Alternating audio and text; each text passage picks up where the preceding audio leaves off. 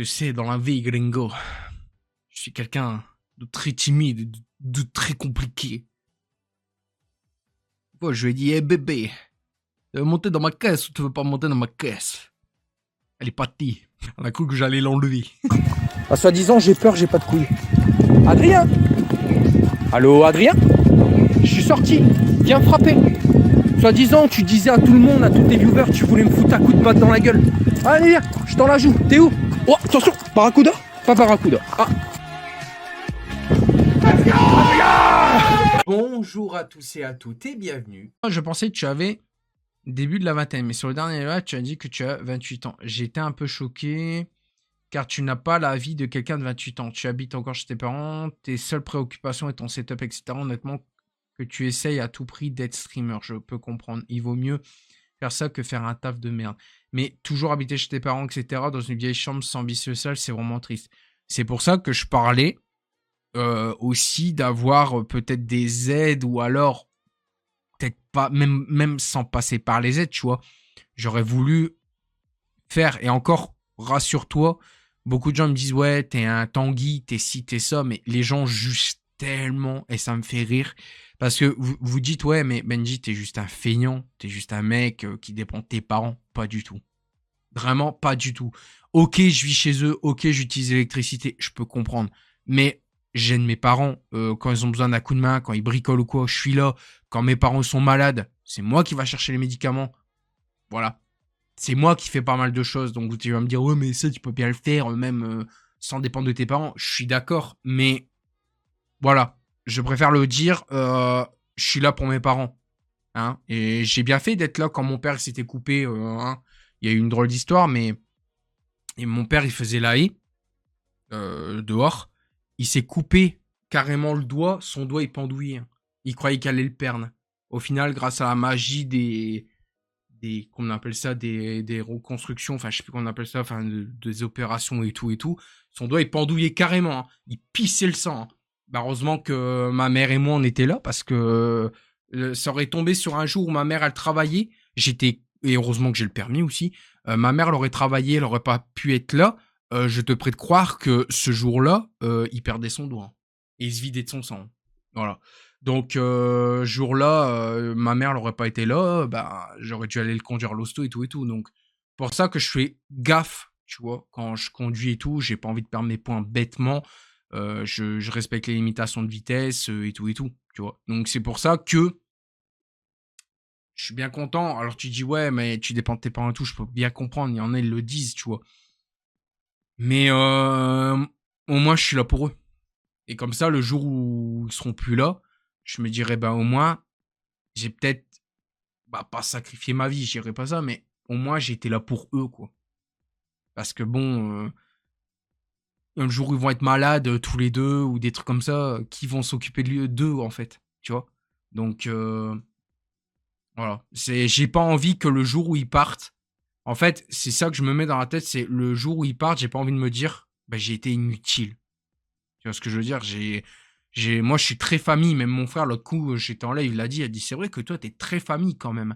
Je dis, ben, ouais. Hein. J'ai dit, ouais. Hein. Même mon frère, il a dit, t'as toujours été famille, toi. Je dis, ouais. Parce que pour moi, il n'y a rien de plus important que la famille. Mais je suis là à toujours dire, ah, j'aimerais bien avoir une copine, ah, j'aimerais bien me marier, avoir des gosses, mais ma famille avant tout, quoi. C'est eux qui ont toujours été là pour moi et tout. C'est pour ça que quand j'ai fait une dépression, j'ai un peu fait un burn-out entre guillemets. Alors c'est pas spécialement un burn-out, mais j'ai pété une coche là-dedans. Parce que quand j'ai perdu mes grands-parents, je perdais une partie de moi et les streams et tout, j'en avais plus rien à foutre. J'étais là en mode, vas-y toi, fous-moi la paix. J'étais dans une bulle et franchement ces jours-là, ça m'a coûté un ban Twitch, hein, parce que j'en avais plus rien à foutre de tout. J'étais là en mode, vas-y, qu'est-ce que tu veux? Et puis, bien sûr, le teubé, qu'on connaît tous, hein, l'autre teubé qu'il m'a harcelé. Donc, du coup, bah, comme il s'est attaqué à un point sensible, bah, il a vu mon vrai moi, entre guillemets, parce que mon vrai moi, en fait, je suis gentil, je suis mignon, je suis un nounours, tu vois. Mais quand le vrai Benji se réveille, là, il a réussi quand même, et je le félicite, il a réussi à montrer un visage de moi qui est réel, parce que quand j'étais vénère, Ce jour-là, j'avais qu'une hâte, c'était qu'il soit devant moi, quoi. Mais ça s'est pas fait. Tout. Et après, bon, voilà, je me suis énervé, c'est tout, c'était comme ça. J'ai eu des, dans ma vie, j'ai eu des moments difficiles. Pour ça que j'ai fait une dépression, d'ailleurs, parce que j'ai eu des moments bien plus difficiles entre trahison, hein, ça aurait pu être Secret Story le bazar, hein, entre les gens qui te trahissent, ah bah la Graticorp, en fait, ils sont 3 fois plus sympas que ce connard de Menji, hein, des trucs comme ça, hein. J'ai eu des moments comme ça, des gens qui m'ont trahi, des gens qui m'ont des gens qui m'ont craché dessus, qui m'ont fait des gens qui m'ont dit pas mal de choses, hein, aussi sur moi, hein, qui savaient pas, enfin des gens qui savaient pas, enfin des gens qui disaient de la merde surtout, qui disaient ah t'as vu moi je connais ça de lui, je connais ça de lui, et ça faisait des vidéos contre moi, et ça faisait ci, et ça faisait ça, et genre ah bon Benji est comme ça, alors que j'étais jamais comme ça. T'as de quoi dans ta tête, t'as de quoi péter une coche et te dire putain, bah en fait les gens ils me jugent sur quelqu'un que je ne suis pas. Et ce jour-là, ouais, ça m'a... Putain, je me suis senti mais mal. Et je me suis dit, bon bah laisse tomber, je crois que je vais arrêter. Plusieurs fois je disais, vas-y, je vais arrêter les streams et tout. Je vais prendre une longue pause, je vais aller retravailler et tout. Jusqu'au jour où j'ai dit, bah écoute, tu sais quoi, fais la carte de l'ignorance, t'en as rien à foutre. Et maintenant, aujourd'hui, on me dit harcèlement, j'en rigole. Tellement que le mec, il est pas crédible dans ses trucs, parce que de ce qu'on m'a dit, et ça c'est grâce à mes nouveaux modos, à ce qui paraît, ça fait 3 ans qu'il harcèle le mec. Pendant 3 ans, il répète les mêmes sujets. Le disque, il doit vraiment être enrayé. Parce qu'il n'y a rien d'autre à dire sur moi, en fait. Pas trop un trave, essaye de faire ton projet, tu as raison, mais tu as 28 ans, tu peux prendre un appart et avoir 950 € d'aide. Ouais, mais j'ai jamais su comment on fait. C'est comme là, hein, les gars, je vais vous poser une honnête question. Est-ce que je dois déclarer ce que j'ai gagné? Pour moi, je dirais oui, quand même. Mais là, ça va, j'ai encore un peu le temps, mais je vais quand même déclarer, on sait jamais. J'ai toujours des... Moi, tous les dons et tout que j'avais, j'ai quand même déclaré. Il y a des moments, on me dit, ben monsieur, c'est des dons. Qu'est-ce que vous voulez déclarer des dons? Ben, c'est quand même de l'argent. Ouais, mais c'est des dons. Ah, ok.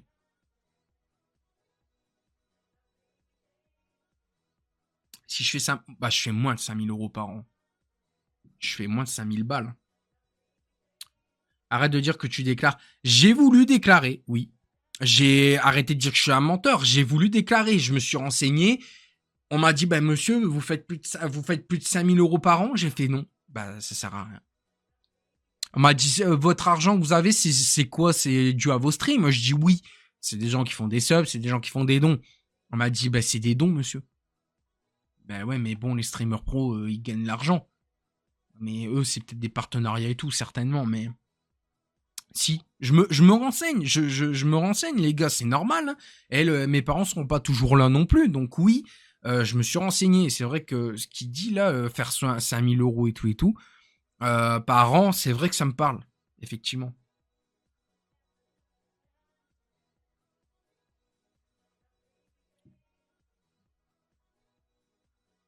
Pourquoi t'es pas ban? Pourquoi je suis pas ban? Pourquoi... Mais Paris, pourquoi je devrais être ban? Je comprends pas. Explique-moi. Non, par contre, Paris est tragique, là. Explique-moi un truc, mec. L'autre coup, tu as insulté des gens, d'accord? Tu as insulté des gens. Et tu me dis pourquoi moi je suis pas ban. Bah vas-y, explique-moi. Ah, de Titi. Ah ouais, j'allais dire.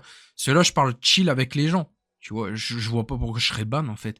D'ailleurs, demain, soirée à thème. Hein. Soyez là, les gars. Demain, il y a une soirée à thème à 21h avec les chicas.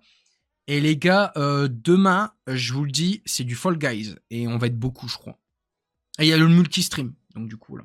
J'ai insulté personne, je te défends au cas où t'as pas encore compris. Mec, tu m'as dit, putain, Benji, t'es naïf, t'es trop con. Hein. Tu m'as dit le coup. Donc moi-même, tu m'as insulté, mec. Hein. Donc il y a prendre la défense d'un streamer que tu aimes bien et insulter les gens, quoi. Parce que même moi, tu m'as insulté, frère. Déjà, crée ta micro-entreprise, vu que maintenant, tu as les subs. Comme ça, tu pourras déclarer sans problème. Bah, parce que moi, tu vois, si je connais pas tout ça, c'est pour ça que je vous demandais si je devais déclarer, faire des trucs comme ça. Parce que moi, je sais pas, les gars, c'est tout nouveau pour moi, tu vois. Bon, ça fait peut-être 8-9 ans que je fais peut-être bientôt du stream, ok, mais c'est pas, mais j'ai jamais autant gagné d'argent, tu vois ce que je veux dire. Ça sert à rien pour l'instant que tu viens de passer. Ok, merci. Les revenus perçus pour une activité salariée, c'est si cette activité exercée en parallèle de vos études. Job étudiant, job été. Vous ne serez imposé que sur les revenus perçus au-delà de la limite annuelle de 3 fois le montant du SMIC. 4690 pour 2021. Oh, mais chez moi, un Roda aussi. Crée pas pour l'instant, écoute pas les gens, ils disent n'importe quoi. Non, mais je crée rien du tout, les gars. Tu vis du stream? Non, Nico, je vis pas du stream, même si ça serait mon rêve le plus cher. Parce que, déjà, de base, je vais vous expliquer pourquoi je voulais vivre du stream. C'est que je suis passionné d'F1. J'ai une collection de casquettes, de t-shirts et tout, je regarde tous les GP et tout et tout. Vous savez pourquoi je veux vivre du stream? Pour aller voir un GP au moins une fois dans ma vie, avant de mourir. Parce que un GP, ça doit être trop fou. Ça doit être fou. Et je suis les GP à la télé et quand, regarde comme tout à l'heure, j'ai eu un peu les larmes aux yeux. Parce que tout à l'heure, il y a, sur France 3, ils ont parlé de Lob aux infos, là, pendant que j'étais en train de me laver.